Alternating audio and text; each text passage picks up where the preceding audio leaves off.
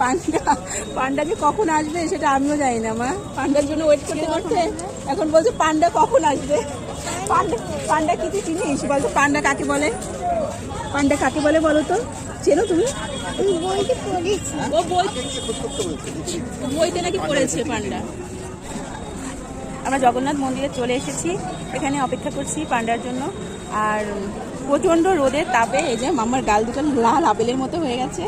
হ্যাঁ, ওদিকে ফোনে সবার কাছে শুনছি যে কলকাতায় বৃষ্টির জন্য কেউ বাইরে বেরোতে পারছে না, আর এদিকে খটখটে রোদ। আমিও ভেবেছিলাম হয়তো বৃষ্টির জন্য ঘুরতে পারবো না, কিন্তু এদিকে রোদ আছে, বৃষ্টিও আছে।